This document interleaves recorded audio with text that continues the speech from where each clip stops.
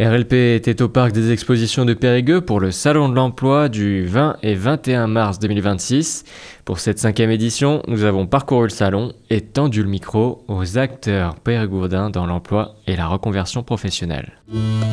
On continue le Salon de l'Emploi à Périgueux au parc des expos le 20 mars. Et comme Radio Libre en Périgord fait partie de l'économie sociale et solidaire et qu'on va donc aux réunions de la Chambre régionale d'économie sociale et solidaire, on ne peut pas manquer un des acteurs de l'ESS qui est Coop Alpha, qui aide énormément pour la création d'entreprises dans les acteurs ESS. Thibault Ledeux, bonjour. Bonjour. Donc Coop Alpha est un acteur incontournable à Périgueux. Voilà, tout à fait. Donc nous, on accompagne des entrepreneurs qui souhaitent développer leur activité en proposant un accompagnement et l'hébergement juridique. C'est-à-dire que les entrepreneurs, en fait, ne vont pas immatriculer dans un premier temps une entreprise, mais vont intégrer la coopérative, développer leur activité en étant hébergés juridiquement par la coopérative, en utilisant le numéro de SIRET de la coopérative.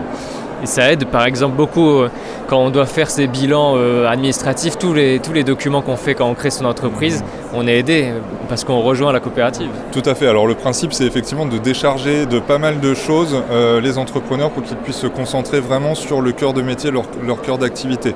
Sur ce qui est de la gestion comptable, par exemple, c'est notre équipe gestion qui tient la comptabilité des activités des entrepreneurs.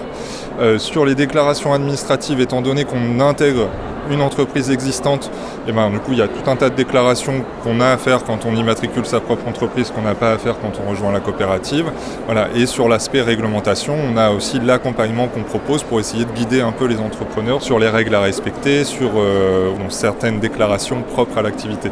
Et il n'y a pas que des micro-entrepreneurs, il peut y avoir aussi des entreprises avec salariés et vous faites des fiches de paye aussi. Alors nous, justement, les personnes ne vont pas être en micro-entreprise parce qu'ils ne vont pas créer une micro-entreprise, vont intégrer la coopérative. Par contre, on peut intégrer des projets collectifs. On a beaucoup de projets plutôt individuels, c'est-à-dire une personne va développer son activité. On peut avoir des projets collectifs, mais on ne va pas prendre d'activités qui vont ensuite embaucher des salariés, puisque la responsabilité employeur va être portée par la coopérative, donc on n'a pas ce fonctionnement-là. Et comme on est en SCOP, en société coopérative et participative, et comme tu le disais, donc dans le champ de l'économie sociale et solidaire, nous, le principe, c'est vraiment qu'on soit sur une démarche la plus horizontale possible. Donc si on a une enseigne collective, un groupe qui souhaite mener une activité économique en commun, l'idée c'est que chacun ait le même statut. C'est-à-dire qu'il n'y aura pas de lien de subordination, de notion de hiérarchie entre les personnes. Bien sûr, elles vont se répartir les tâches, mais elles auront le même statut, le même pouvoir de décision dans l'organisation de leur activité. Alors pour la gestion de la coopérative, il y a une personne, une voix pour l'objectif de la coopérative. C'est ça, donc dans les vraiment fondamentaux des règles du droit coopératif, on a la notion de démocratie participative avec le principe d'une personne, une voix. Donc qu'est-ce que ça veut dire ? Ça veut dire que dans une entreprise classique, le poids de voix, le nombre de voix qu'on a sur les décisions stratégiques de l'entreprise correspond à l'apport qu'on a mis dans l'entreprise, donc en fonction du montant de départ qu'on a. En coopérative, on part d'une personne, une voix, parce que quel que soit l'argent qu'on a mis dans l'entreprise, tout le monde a une voix. Chaque personne aura une voix, donc le même poids dans la prise de décision. Donc ça, c'est le principe sur la démocratie participative. Il y a aussi sur une question de répartition des bénéfices, c'est-à-dire qu'on va avoir des limites en ce qui concerne la reversion de dividendes. Nous, par exemple, à Coop Alpha, on n'en verse jamais, ça ne s'est jamais présenté.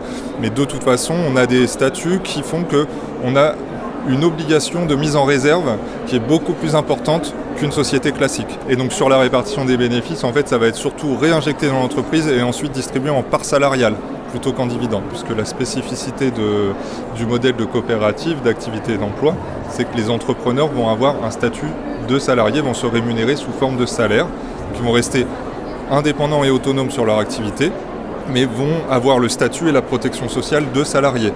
Et ensuite vont devenir associés de la coopérative et donc vont pouvoir voter en assemblée générale, se présenter au conseil d'administration et participer à la prise de décision sur les orientations stratégiques de l'entreprise. Alors on peut citer par exemple des acteurs les plus connus que vous suivez ? Alors sur l'ensemble, Coop Alpha travaille sur la Gironde et la Dordogne. Sur l'ensemble de la coopérative, on a accompagné 170 entrepreneurs l'année dernière. Là sur la Dordogne, on est un peu plus d'une trentaine d'entrepreneurs actuellement. On a par exemple un collectif qui s'appelle La Frontale qui fait de la formation sur les notions d'éducation populaire, lutte contre les violences sexistes et sexuelles par exemple. On a des personnes qui vont travailler sur des activités d'animation nature, d'éducation aux médias. On a des personnes qui font de la formation en management, du consulting, donc des prestations de conseil pour les entreprises. On a quelqu'un qui fait du développement de logiciels, métier par exemple pour des PME. Voilà, donc c'est assez vaste. Oui, c'est varié. Et on a le bénéfice d'être aidé administrativement pour la création de son entreprise grâce à Copalpha. Merci Thibaut. Merci à toi.